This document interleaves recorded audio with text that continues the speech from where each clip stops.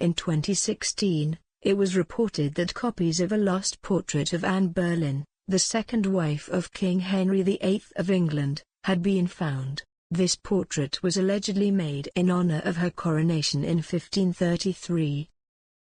The original was sold in the middle of the 19th century to an art dealer. After that, the traces of the mysterious portrait are lost.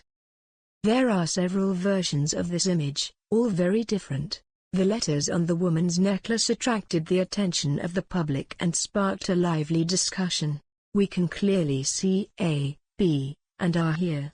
At first, experts decided that the letters A and B are the initials of Anne Boleyn, and R may stand for the Latin word regina, that is, queen. It could also refer to one of the titles of her father, Viscount Rochford.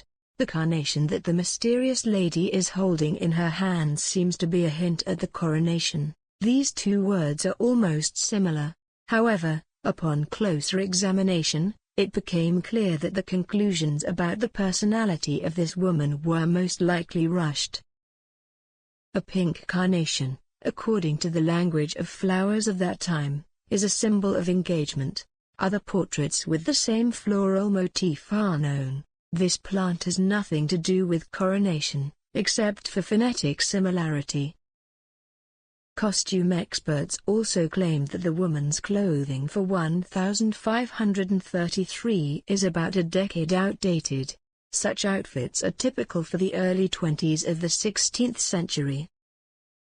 Firstly, the black veil in the portrait touches the shoulders of the lady. In the 30s, the black fabric that was attached to the headdress was worn in a different manner. Further, the neckline is quite modest, which is typical for the 20s. A decade later, it is much wider. White ribbons sewn to the bodice were in fashion in the 20s. By the time of Anne's coronation, this element had completely disappeared from the costume of Tudor ladies. Maybe this is still a portrait of Anna, just made earlier? Again, no.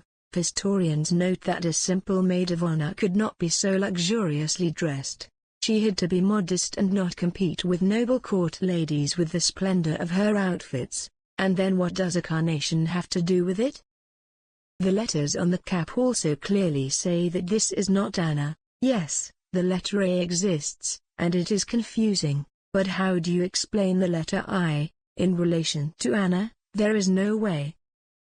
The letters on the necklace also do not give us a guarantee that this is Henry's second wife. It is the letter A that is confusing here.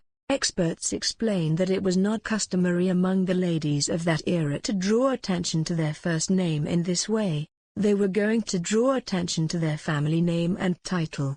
Anne Boleyn's famous necklace contains the letter B, but not A.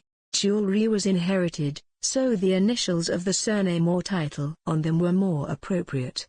Let's consider another portrait as an example. This woman's name is Margarita. She is the Duchess of Burgundy. Look at what letter she has on her headdress. But it was fashionable to depict the initial letter of the name on embroidery. On the cap we see the letters A and I. The real name of this woman is Joanna. The letter J in that era could be depicted as I. The letter A stands for her maiden name.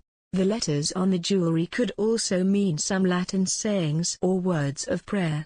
For example, this gold brooch of Jane Seymour, Henry's third wife, encrypts the sacred name of Jesus, so it is not at all necessary that the letters on the necklace are English. The next point is age. The lady looks very grown up.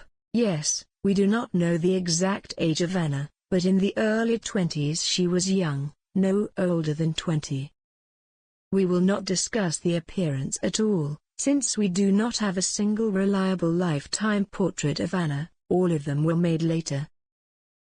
Most likely, this is an engagement portrait of Lady Joanna Bigaveny. This surname has different variations, Abergavenny and Bigaveny. Alas, it's not Anna, it's Joanna.